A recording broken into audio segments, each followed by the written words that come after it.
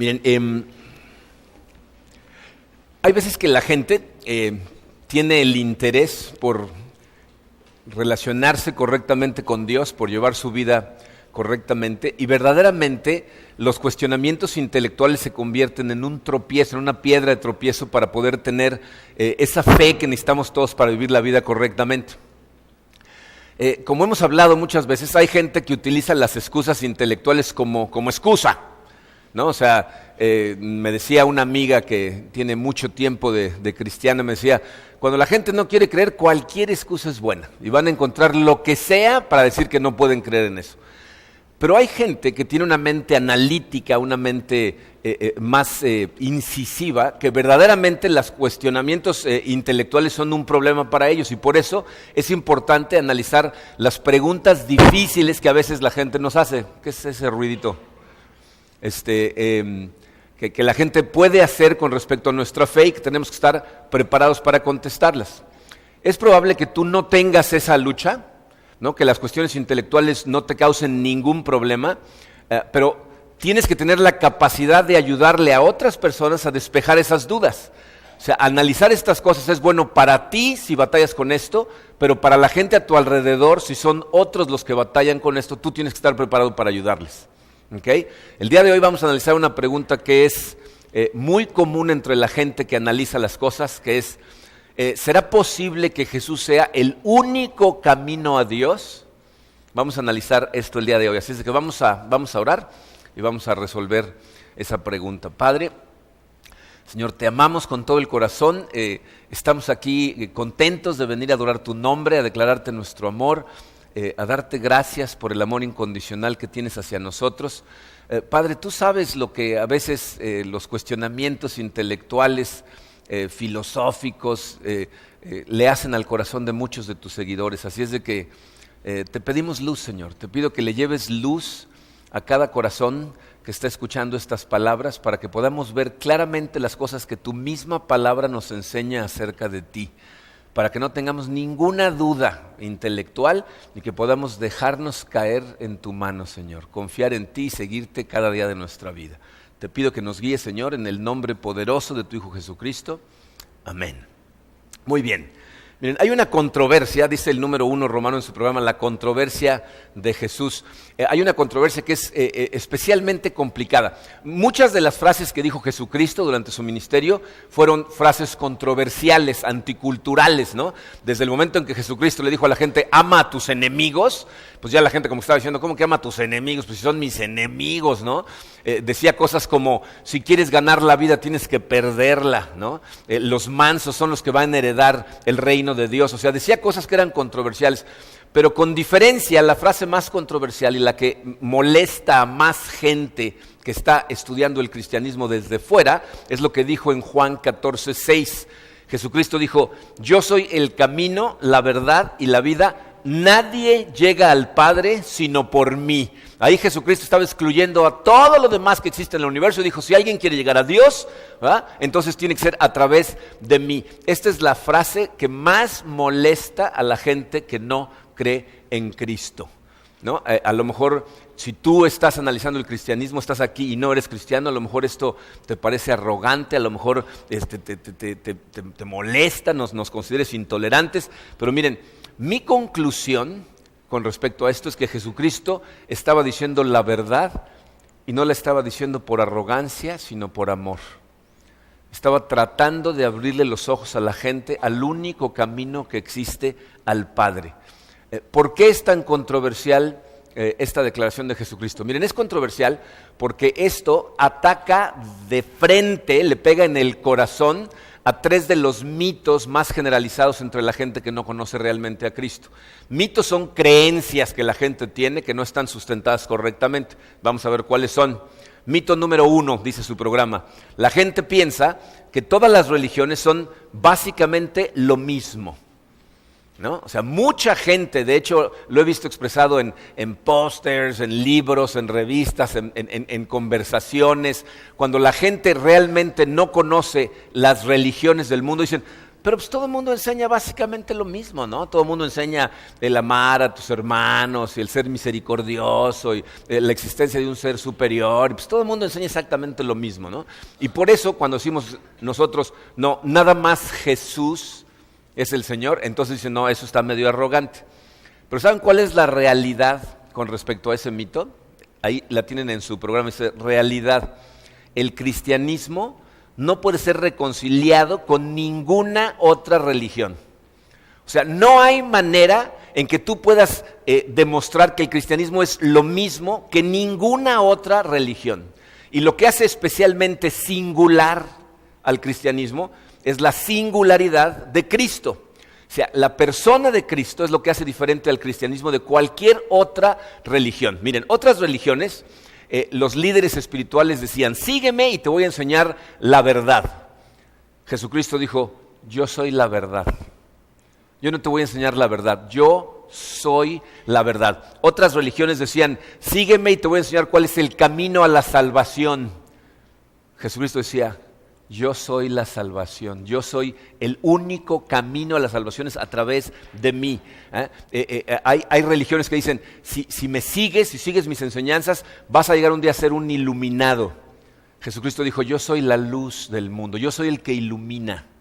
O sea, yo no te voy a enseñar cómo llegar a la iluminación, yo te voy a iluminar, ¿no? Hay religiones que enseñan que hay muchas puertas para llegar a Dios. Jesucristo dijo, yo soy la puerta. ¿Quieres llegar a Dios? Tiene que ser a través de mí. Algunas religiones decían, nosotros podemos darte y enseñarte dónde encontrar el alimento espiritual. Pero Jesucristo dijo, yo soy el pan de vida. O sea, la diferencia más grande que hay entre el cristianismo y las demás religiones es una diferencia garrafalmente enorme que tiene que ver con Cristo. Porque si lo piensan, fíjense, todas las demás religiones que existen, sus enseñanzas les dice a la gente que tienen que hacer algo para ganar su salvación, ¿no? Estudien las religiones del mundo. Se van a dar cuenta que hay religiones que enseñan que tienes que hacer, por ejemplo, una peregrinación, porque si no haces una peregrinación en tu vida, entonces no vas a ser salvo. Hay algunas que dicen que tienes que dar limosnas, y el no dar limosna significa la perdición de tu alma. Hay religiones que dicen que tienes que seguir una dieta especial y si no sigues esa dieta entonces tu alma está perdida. Hay religiones en donde te dicen que tienes que hacer un cierto número de oraciones al día, a horas específicas y viendo hacia un lugar en particular, y si no haces eso todos los días tu alma está perdida. Hay religiones en donde dicen que tú tienes que reencarnar una cantidad de veces increíble para ir purificando a tu ser hasta cada vez vas a la perfección y entonces terminas siendo un iluminado. O sea, podemos reducir el fundamento de todas las demás religiones con una sola palabra: hacer. Es su siguiente espacio en blanco, dice, la base de otras religiones es hacer. Tienes que hacer esto, tienes que hacer lo otro, tienes que hacer aquello, o sea, están todo el tiempo tomando en cuenta la lista de cosas que la gente tiene que hacer. Por el contrario, el cristianismo, fíjense, el hecho de que Dios envió a su Hijo Jesucristo y Jesucristo se ofreció voluntariamente para morir por ti y por mí, es el esfuerzo de Dios por alcanzar a la gente. Fíjense, hay dos cosas que la Biblia enseña y que son consistentes con nuestra experiencia humana, o sea que tú puedes analizar tú y decir, sí es cierto. Una, todos somos culpables de haber hecho lo que está mal. ¿Están de acuerdo? Todos. En algún momento de nuestra vida hemos hecho algo que está mal y nos sentimos culpables. Entonces, todos hemos hecho cosas que están mal y esa culpabilidad, número 2, nos aleja de Dios. Todos. Todos hemos sentido esa culpabilidad, esa ausencia de Dios en nuestra vida por haber hecho lo que está mal, ¿ok? La naturaleza de Dios nos dice que Él es todo amor, pero aparte es todo justicia. Y entonces, como Dios es un ser justo y nosotros hemos todos roto la ley, entonces hay una deuda, ¿verdad? Hay un pago que tiene que hacerse por todos los pecados que cometimos todas las personas, ¿okay? Entonces, Jesucristo, ¿qué hace? Por amor se ofrece a sí mismo, ¿verdad?, como pago sustituyéndonos a todos en la cruz para pagar por todos esos pecados. Entonces, fíjense cuál es la gran diferencia entre todas las demás religiones y el cristianismo. Todas las demás dicen hacer, hacer, hacer, pero la base del cristianismo es hecho. Todo lo que tenía que hacerse ya se hizo. O sea, Jesucristo, al morir en la cruz, paga por absolutamente todos los pecados que nosotros tenemos, ¿verdad? En el pasado, en el presente y en el futuro. Y por eso cuando Jesucristo muere en la cruz, dice, tetelestai, ¿no? Todo está consumado, pagado está. Entonces, para el cristianismo, nosotros ya no tenemos que hacer. Todos los demás tienen que hacer. Miren, ¿saben en dónde se puede notar estas cosas fácilmente? Si ustedes leen las historias con las que las escrituras religiosas de diferentes religiones nos muestran el camino de la espiritualidad, se dan cuenta de la diferencia. Por ejemplo, una de las parábolas más famosas que hay en la Biblia es la parábola del hijo pródigo. Seguramente todos la conocen, ¿no? La historia de un hijo que se rebela contra su padre, ¿no? Quiere su herencia, el padre se la da, se va, hace un tiradero de su vida, despilfarra el dinero, ¿verdad? Y termina en un lugar tan precario, en un lugar tan oscuro que llega a darse cuenta que estaba mejor cuando estaba con su padre y entonces decide regresar. Y va pensando en el camino cómo le va a dar un speech para que lo perdone y está dispuesto a hacer lo que sea para que lo reciba. No se sabían esto, pero en las escrituras budistas también hay una historia de un hijo pródigo. De hecho, toda la historia hasta ese punto es prácticamente la misma. La diferencia es cómo responde el padre. En la Biblia nosotros vemos a un padre amoroso que cuando ve al hijo arrepentido, le dice, bienvenido de regreso a casa, lo viste, ¿verdad? Lo alimenta, hace una fiesta de bienvenida. En las escrituras budistas le dice, ok, pero vas a tener que trabajar como esclavo en mis campos durante tanta cantidad de años para pagar por tu desobediencia. Esa es la diferencia entre el cristianismo y las demás religiones. Dice Tito 3:5, dice, Él nos salvó no por nuestras propias obras de justicia, sino por su misericordia. O sea, en el cristianismo todo está hecho. Ninguna otra religión es así, ninguna otra. Tenemos obras en nuestra vida como cristianos, sí, pero lo hemos dicho 20,000 veces. Son cosas que nosotros hacemos por amor, no para ganarnos al Padre. Entonces, no es posible igualar al cristianismo con ninguna otra religión en la forma de reconciliarnos con Dios. Todas las demás son hacer, nosotros somos hecho. Ahora, hay otras diferencias. Esa es la más importante, pero hay un montón de diferencias. Por ejemplo, los budistas ni siquiera están seguros de que existe Dios. El hinduismo dice que hay miles de dioses. El Islam dice que hay un solo Dios, pero Jesucristo no es Dios. Jesucristo era un profeta menor. Para los judíos el Mesías ni siquiera ha llegado. Hay gente, y esto a lo mejor lo han escuchado, que piensa que hay diferentes religiones porque es el mismo Dios, nada más que se le ha revelado a diferentes personas en diferentes partes del mundo, ¿no? Y entonces en realidad todos estamos adorando al mismo Dios, pero no nos damos cuenta, ¿no? Es gente que lo dice, ¿para qué sigues una religión o la otra? El Dios es el mismo y al final todo va a ser igual. Pero piensen en la incoherencia que eso significaría. ¿Se imaginan por qué actuaría Dios así? O sea, sería un Dios medio psicópata, ¿no? O sea, que se le aparezca a un grupo de personas y les diga, es una Trinidad, Padre, Hijo, Espíritu Santo, todo el mundo llega a través del Hijo, así es como llegas al cielo. Y luego a los 200 años se le aparece otro grupo de gente y le dice, no es cierto, no era Trinidad, nada más soy uno. Jesucristo en realidad no es mi hijo, mira, es un cuate que conocí, que me cae re bien, es profeta, le hablo de vez en cuando, ¿no? Y me predica, pero nada más yo soy Dios y mi verdadero profeta es Mahoma, ¿ok? Sigan a Mahoma. Luego se le aparece otro grupo de gente y dice, somos como 1,000. No hay un Dios, puedes llegar a través de todos. Y luego ilumina a otro y dice, mira, eso del Dios es una incoherencia. Aquí lo que hay que hacer es estar en paz con todo el mundo. ¿Por qué haría Dios una cosa así? ¿Por qué revelaría una cosa a unos y a otra a otros? No tiene el menor sentido. Pero si te pones a analizarlas, te vas a dar cuenta que todas las demás religiones ofrecen consejos y en la única en donde Dios se ofreció a sí mismo por ti, solo Cristo. Él es el único. ¿Okay? Entonces, las religiones no enseñan lo mismo. El cristianismo no lo puedes comparar con nada más. ¿Okay? Segundo mito, fíjense, el mito número 2 dice, es imposible saber qué religión tiene la verdad, por tanto, todas pueden tenerla, ¿no? Esa es una creencia que mucha gente tiene, que suena muy como vanguardista, ¿no? Como muy moderno, ¿no? Muy civilizado. Hoy en día es muy popular que la gente diga, pues tú tienes tu verdad, yo tengo la mía, ¿no? O sea, pues, ¿quién eres tú para poner en duda mi verdad? De hecho, las sociedades más modernas de hoy son las sociedades más tolerantes, ¿no? Que miren, no estoy criticando el derecho a creer, pero les voy a decir cuál es el problema que esto crea. La gente piensa que porque cualquier religión está protegida por el Estado, entonces cualquier religión puede ser verdad. Y lo que eso causa es que cualquier individuo sale y crea su propia religión.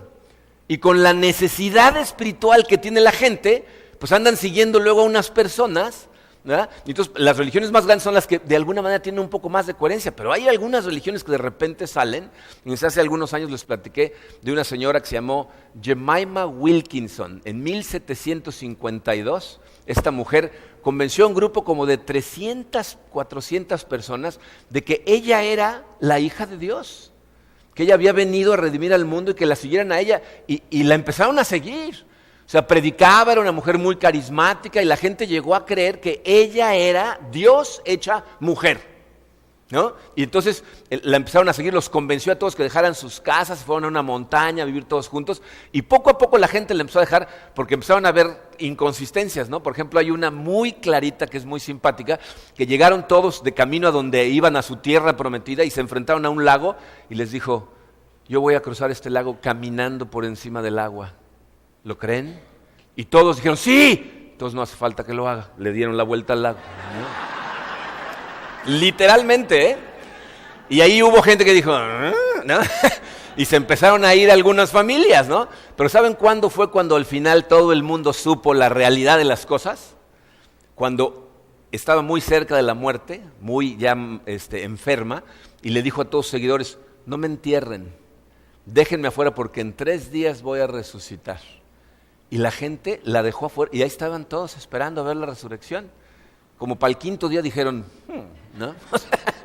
Y entonces poco a poco se empezaron a ir. Y entonces todo el mundo se fue. ¿Por qué? Pues porque no hubo una sola evidencia de esta mujer, ¿no?, para demostrar que ella era quien decía ser. Si ustedes analizan el inicio de casi todas las religiones, no he analizado todas, pero todas las que he analizado, la verdad es que cuando oyes el inicio, siempre son cosas que le pasan a una persona encerrada en una cueva en donde nadie vio nada más que él. No hay evidencias, hay que creerle a él. La realidad, solo Jesús respaldó sus palabras con hechos únicos, lo cual le da credibilidad única. Nadie más, estudien religiones. Yo tuve un tiempo de confusión en mi vida en donde estudié un montón de diferentes caminos. Y todos los caminos iniciaron con alguien que salió y dijo, ¿qué creen? Ayer se me apareció un ángel y me dijo esto, créanme. Jesucristo es la única persona en el mundo que respaldó sus palabras con hechos únicos. Y miren, hay un montón de evidencia a favor de Jesucristo. Les voy a hablar de 4 cosas a toda velocidad. 1, las profecías. O sea, Jesucristo cumplió con todas las profecías que estaban escritas en el Antiguo Testamento acerca del Mesías, lo cual matemáticamente es imposible que una persona por casualidad haya cumplido con esas profecías. Cuando andaba yo en mi época de confusión, yo pensaba que Jesucristo simplemente había manipulado algunas cosas pues, para hacer creer a los demás que Él era, ¿no? Porque no había yo estudiado la Biblia. En el momento en que te pones a estudiar la Biblia a detalle, te das cuenta que hay profecías que Él pudo haber manipulado. Por ejemplo, estaba profetizado que iba a entrar a Jerusalén en un burrito. Y dije, pues qué fácil que se compra un burro, ¿no? Y entra en un burro y dice, soy el Mesías, ¿no? Pero hay profecías que era imposible de manipular. Por ejemplo, hay una profecía que decía con exactitud cuándo iban a nacer, dónde iban a nacer. Hay una profecía que predijo cómo iba a morir aproximadamente 1000 años antes de que se inventara el método de crucifixión. O sea, hay profecías que no tenían manera de manipular, ¿no? Por ejemplo, hay una profecía que decía que los soldados se iban a echar a suertes se iban a dividir su ropa. ¿Cómo podía él manipular lo que los soldados que lo crucificaron iban a hacer? Entonces las profecías son una evidencia, pero rotunda, sobre todo para la gente de mente científica, que sabe que es matemáticamente imposible que por casualidad suceda. ¿Ok? Número 2, el carácter de Jesucristo. Esto no está escrito en su programa, así que si quieren tomen nota. El carácter de Jesucristo, miren, es fácil engañar a una persona desde lejos, hacerla pensar que tú eres perfecto, de que tú eres una persona así superior, ¿no? Una de las cosas por las que nos pareció, por ejemplo, importante a Karina y a mí regresar a Cancún, fue un fenómeno que empezamos a notar cuando venimos la primera vez de visita. Cuando vivíamos en Houston, todos los mensajes venían por video y todo lo que veía la gente de nosotros era en la pantalla. No nos conocían. Pero la primera vez que venimos, hubo gente que se acercó a pedirme mi autógrafo. Marco Monroy, yo soy tu fan, me dijo una persona. Dame tu autógrafo. Me vine a vivir acá y me empezaron a conocer, ya hasta se fueron de la iglesia. O sea, ¿no? Este es uno común y corriente como todas las demás. O sea, cuando empiezas a conocer a la gente te das cuenta que es uno más, ¿no? Pero a Jesucristo lo conocieron perfectamente sus discípulos, que escribieron Juan y Pedro de él, que son los dos discípulos que más tiempo pasaron con él. Dijeron, en este hombre no hubo pecado y de su boca jamás salió engaño alguno. Alguien que pasa 3 años contigo día y noche, te conoce perfectamente. El carácter de Jesucristo es una evidencia clara de la perfección de Cristo. En tercer lugar, sus milagros. O sea, los milagros que Cristo realizó no los hizo escondido en un rincón. Eran milagros que veía mucha gente. De hecho, miren, hay escritos judíos, por autores judíos que no creen en Cristo, y escritos en el Corán, en donde dice que Jesucristo es un hombre que vino haciendo milagros. O sea, los milagros de Cristo no son escritos específicos de la Biblia. Son cosas que los testigos que estuvieron ahí lo vieron y dijeron, este está haciendo milagros. Pero ¿saben cuál es la evidencia más rotunda de la divinidad de Cristo? La resurrección. Jesucristo profetizó que iba a morir y al tercer día iba a resucitar. La semana que entra vamos a hablar acerca de la resurrección en detalle. Pero esa sola situación, que más de 500 testigos lo vieron resucitado. Miren, si ustedes se acuerdan cuando Pedro, el día de Pentecostés, sale y predica y 3,000 personas le entregan su vida a Cristo ese día. ¿Saben cuál es el factor crucial en el sermón de Pedro? Está en Hechos 2:22. Fíjense lo que les dice.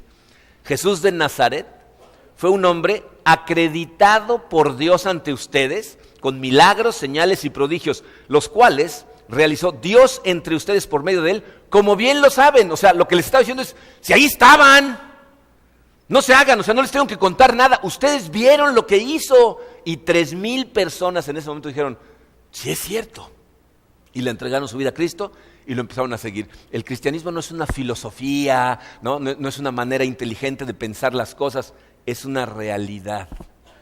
Cristo es quien dijo ser. O sea, no es imposible saber cuál es la verdad cuando hay evidencia. Por eso en los juicios la evidencia es tan importante, porque si no hay evidencia todo es circunstancial. Entonces fíjense, todas las demás religiones son circunstanciales. La única que tiene evidencia es el cristianismo. Mito número 3. Esto es otra cosa que la gente cree. La gente cree que es arrogante decir que Jesús es el único camino al cielo.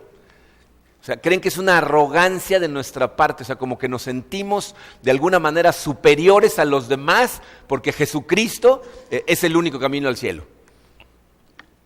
Miren, este es un malentendido que incluso gente cristiana tiene. Arrogancia sería si nosotros lo que predicáramos es, hay muchos caminos a Dios, pero el nuestro es el mejor. Mi Dios es superior al tuyo, somos mejores nosotros. Pero eso no es lo que predica el cristianismo. Ese no es el evangelio de Cristo. Fíjate, te voy a decir lo que dice el evangelio. El evangelio dice que nosotros todos hemos pecado. Y alguien perfecto tenía que pagar por el perdón de tus pecados. Entonces la pregunta es, ¿quién va a ser el que va a pagar por tus pecados? ¿Tú o Cristo? ¿quién está calificado para pagar por tus pecados? El único ser existente, calificado para pagar por tus pecados es un ser perfecto, que es Cristo. Entonces, tú y yo no estamos siendo arrogantes cuando decimos Cristo es el único camino al cielo. Estamos aferrados a la única cura posible al problema del pecado. Eso es lo que estamos haciendo, aferrarnos a lo único que puede salvarnos. Miren, piénsalo de esta manera. ¿Saben lo que es la ictericia? Los padres de familia a lo mejor lo saben. Ictericia es una enfermedad que sufren comúnmente los bebés recién nacidos por un problema hepático que salen amarillos. Se ponen medio amarillos y hay una cura que es muy simple. Hay que ponerlos abajo de una luz durante un par de horas al día y se les quita. ¿Ok? Imagínense que una pareja de padres con su primer bebé, ¿no? El bebé sale medio amarillo y de repente dicen, ¿qué le pasó? Lo llevan al doctor y le dice, doctor, mire, se puso amarillo el niño, ¿no? Entonces el doctor le dice, miren, yo soy pediatra, tengo 20 años de pediatra, aquí están mis credenciales, aquí están todos mis diplomas, he curado a montones de niños con ictericia, la solución es muy simple, póngalo bajo una luz, venga aquí, póngalo bajo la luz 2 horas al día y en una semana se le va a quitar. Imagínense que los papás dijeran, oiga, pero una luz y ya, está muy simple, ¿no? ¿No será mejor con un estropajo y un poco de cloro darle una buena restregada a ver si se le quita lo amarillo al niño? ¿No? O ignorarlo a ver si se le pasa solo, ¿no? A lo mejor solito se le quita. Y el doctor diga, oiga, yo soy médico, estudié mucho tiempo para saber estas cosas, he curado a montones de niños. Créame, la única cura es ponerlo bajo esta luz. Si los papás dijeran, ok, entonces vamos a ponerlo bajo la luz, estarían siendo arrogantes porque le creyeron al médico que dijo, la única cura es esta. Todos nosotros tenemos un problema de pecado, es una enfermedad de la que sufrimos todos. Y lo que estamos haciendo es aferrarnos al gran médico del universo, que es la única cura posible contra el pecado. Tú puedes intentar otras cosas, puedes tratar de limpiarte a ti mismo con un estropajo y cloro. Eso se llama hacer y hacer y hacer y hacer y hacer para tratar de limpiarte. Pero eso no es lo que predica el cristianismo. Puedes con sinceridad tratar otros métodos y con sinceridad te estás equivocando, porque la realidad no es arrogancia actuar basado en la verdad. O sea, no estamos siendo arrogantes cuando actuamos basados en la evidencia de la verdad de Jesucristo. Y miren, espero que esto realmente lo tengan muy claro, pero nosotros no es que nos sintamos superiores a los demás, al revés. Dice, ¿hay cristianos arrogantes que se sienten superiores? Sí, es gente que no entiende el evangelio de Cristo, porque no hay forma de ser arrogante, al revés, lo que sabes es que no puedes, que tú no tienes la capacidad de hacer por ti mismo nada, y que si no es a través de Cristo, ahí te vas a quedar en el pecado embarrado. Entonces, ¿cuál orgullo, cuál arrogancia?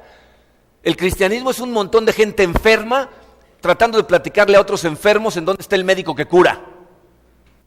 Nosotros no somos superiores a nadie, al revés, estamos en el mismo problema. Miren, para que vean aparte lo irónico de esto, imagínense a las religiones como un club deportivo.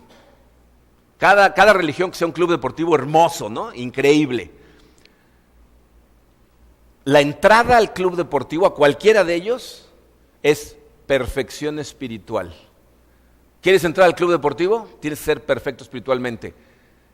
La diferencia es que en todos los demás la gente dice, ¿quieres entrar? Tienes que ser perfecto espiritualmente, tienes que hacer esto y esto y esto y esto para que seas perfecto, porque los que estamos en este club somos espiritualmente perfectos. Y el cristianismo es el único club que te dice, aquí también hace falta perfección espiritual, pero Cristo ya la pagó por ti. Si confías en Él, tienes entrada gratis al club. ¿Quiénes son los arrogantes? Cuando nosotros lo que decimos es, nosotros no podemos tener perfección, necesitamos de Cristo. Y ellos dicen, nosotros no. Nosotros trabajamos y llegamos a la perfección y entonces entramos al club. ¿Dónde está la arrogancia?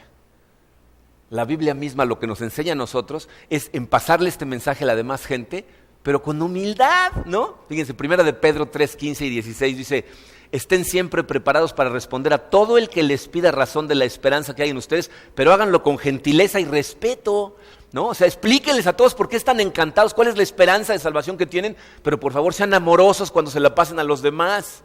Y como Dios sabía que iba a haber gente que se le iba a subir el humo a la cabeza y iba a decir, yo ya soy superior, ¿no? Fíjense lo que puso en Efesios 2, 8 y 9. Porque por gracia ustedes han sido salvados mediante la fe. Esto no procede de ustedes, sino que es el regalo de Dios, no por obras. ¿Para qué? Para que nadie se jacte, para que nadie sea orgulloso. Entonces, el cristianismo es único, ¿ok? Es totalmente creíble y está abierto a toda la gente que quiera poner su fe en Cristo. Y el único camino es Cristo. Pero entonces, generalmente surge la pregunta que por alguna razón le quita el sueño a mucha gente. ¿Qué pasa con aquellos que nunca escucharon hablar de Jesús?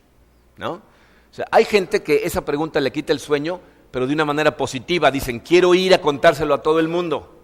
Pero hay otra que es más bien una excusa, que dice, ¿quieres que crean esto? Ok, dime qué pasa con los que viven en una isla en el sur y nunca han visto a un hombre blanco y nadie les habla de Jesucristo. ¿A dónde se van a ir? Porque si no me explicas, no puedo creer. ¿Tienes un primo en esa isla? No, nada más quiero saber, ¿no? O sea, la Biblia nos da suficientes pistas para, con certeza, saber qué es lo que le pasa a la gente. Fíjense, vamos a ver 5 diferentes pistas que nos da la Biblia. Número 1, la Biblia dice que Dios pone a cada persona en el lugar donde sabe que le buscarán. O sea, ¿tú crees que naciste en el lugar en donde naciste, en la fecha en que naciste y que todo fue una casualidad? A lo mejor fuiste planeado por tus papás y entonces es gracias a ellos, o a lo mejor tus papás no te planearon y llegaste aquí de chiripada y un día naciste y Dios dijo, ¿y este? ¿No? O sea, ¿quién lo planeó? ¿No? La Biblia dice que el lugar en donde naciste y el momento en donde naciste fue el lugar en donde Dios te quería, porque ahí, en esas circunstancias, lo ibas a buscar. Fíjense. Hechos 17, versículos 26 y 27. Él, hablando de Dios, a partir de un solo hombre nos hizo a todos y nos ha dado la tierra para que la habitemos, habiendo fijado de antemano los límites de tiempo y lugar para nuestra existencia en este mundo. Acaba de decir, naciste en donde Dios quiso que nacieras, en el día en que Dios quiso que nacieras. Y sigue diciendo, en todo ello, el propósito de Dios es que le busquemos y que de alguna manera, incluso a tientas, lleguemos a encontrarlo, aunque Él no está lejos de ninguno de nosotros. Entonces, si tú naciste en las islas del sur y nunca viste un hombre blanco, ahí te quería Dios.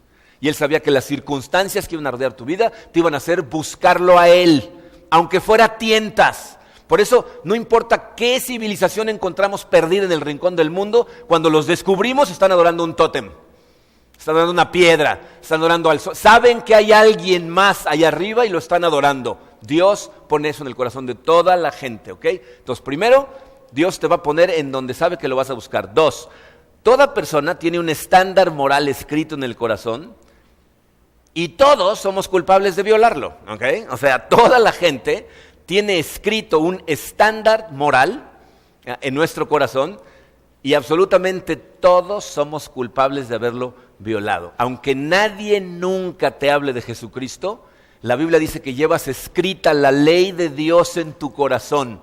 Dice Romanos 2:15, los gentiles demuestran que tienen la ley de Dios. O sea, los gentiles, está hablando de la gente que no conoce la ley de Dios. Dice, los gentiles demuestran que tienen la ley de Dios escrita en el corazón porque su propia conciencia y sus propios pensamientos o los acusan o les indican que están haciendo lo correcto. O sea, tú tienes grabado en el corazón la ley de Dios y tú sabes, porque cuando haces mal, sabes perfectamente que estás haciendo mal y por eso haces tantas cosas escondidas, porque sabes que están mal, ¿ok? Entonces, todo el mundo tiene escrita esa ley en su corazón. 3, hay suficiente información acerca de Dios al observar la naturaleza, pero decidimos ignorarlo. O sea, aparte de que tienes escrita la ley de Dios en el corazón, no hace falta más que ver la naturaleza a tu alrededor, y toda la gente que se pone a analizar cómo funcionan las cosas en el universo, llega un momento en que dice, esto no puede ser perfecto por casualidad, aquí hay inteligencia atrás de esta creación, esto no puede ser así nada más porque sí, ¿no? Me da mucha risa cómo la gente, con tal de negar la existencia de Dios, te dice, no, es que no es Dios, es la madre naturaleza. Ah, esa sí existe, ¿no? La madre natural, ¿dónde está? ¿No? O sea, ¿en dónde la encontramos a la madre? ¿No? O sea, ¿no? Pero no, nos negamos, dice la Biblia. Romanos 1, 20 y 21, las cualidades invisibles de Dios, su eterno poder y su naturaleza divina se perciben claramente a través de lo que Él creó, de modo que nadie tiene excusa. A pesar de haber conocido a Dios, no lo glorificaron como a Dios ni le dieron gracias, sino que se extraviaron en sus inútiles razonamientos y se les oscureció su insensato corazón. ¿Qué es lo que pasa? ¿No? O sea, tú ves la naturaleza, ves cómo funciona el universo, ves la perfección de todo lo que hay, ves la belleza innata en la naturaleza y dices, ahí debe de estar Dios, pero en el momento en que dices, sí, bueno, pero... y empiezas con razonamientos raros, ¿para qué? Para poder seguir viviendo de la misma manera que vivías. Los científicos honestos que se ponen a estudiar el comportamiento del universo concluyen en que hay un Dios detrás de esta creación. Y los que dicen que no es, son la gente que no quiere cambiar. Quieren seguir viviendo la vida como hasta entonces. 4. Toda persona que sinceramente busca a Dios, lo encontrará. Esa es otra pista que nos da la Biblia. O sea, la gente que con sinceridad está tratando de encontrar eso que tiene en el corazón que le está diciendo que algo más está ahí arriba, va a encontrar a Dios.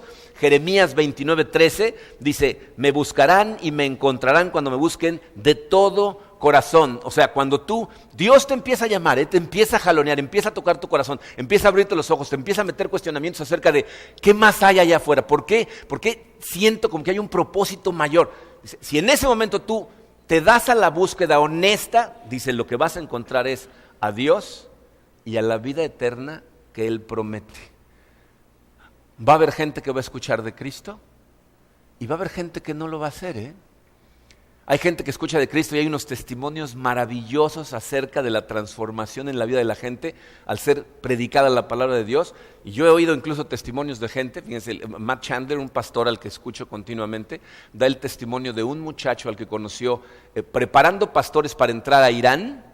¿Verdad? Una de las personas que conoció que estaba ayudando en la traducción era un muchacho que había crecido en un pueblo musulmán en donde no había un solo cristiano y un día soñó que Cristo le hablaba y le decía, yo soy la verdad, sígueme a mí. Despertó cristiano, despertó buscando quién era ese Cristo del que le hablaban sus sueños. O sea, va a haber gente a la que se le va a predicar Cristo y va a haber gente que lo va a buscar y lo va a encontrar. Y les voy a decir cuál es la cosa más maravillosa de las pistas que vamos a ver hoy, las 5.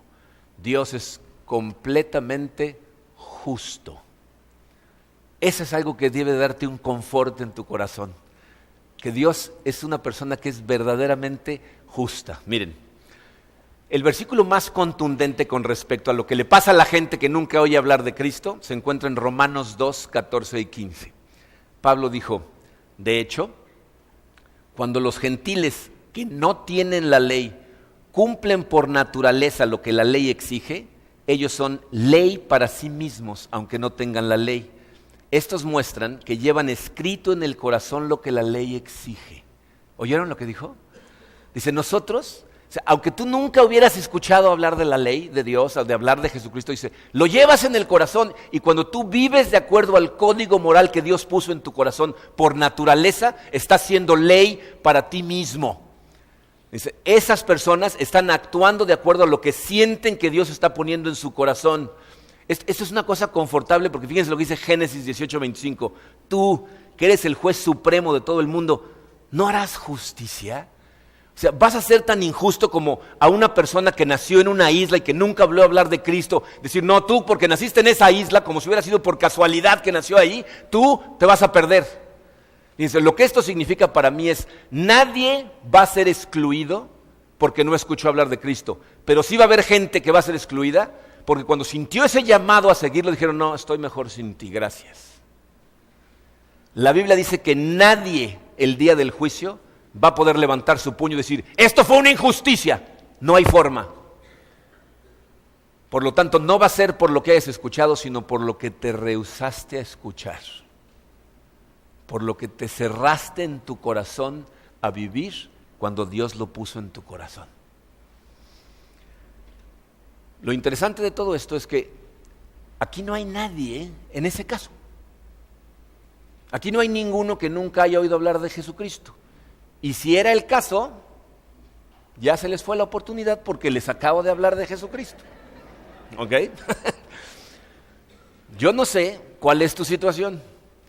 Es posible que las cuestiones intelectuales sean, como lo fueron para mí durante un tiempo, un obstáculo. Pero mi oración para ti, si estás en esa circunstancia, es que abras los ojos, que te des cuenta que esas cuestiones intelectuales son una cuestión de búsqueda honesta y que el día que lo hagas va a desaparecer la duda para siempre de tu corazón, porque sobre todo las intelectuales son bastante superficiales. Y si ya abriste los ojos, espero que te des cuenta que esto no es nada más cuestión de creer que existe un Salvador, sino de dar el paso de fe, de entregarle tu vida y seguirlo. Y si no lo has hecho, necesitas hacerlo. Vamos a orar. Padre, creo que es mucho más que evidente quién es Jesucristo, que tú eres el Hijo del Dios viviente, que vive y reina en este momento.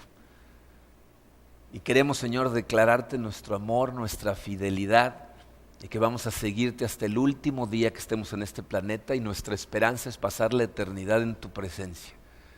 Mi oración el día de hoy, Señor, es para la gente que está batallando con ese concepto.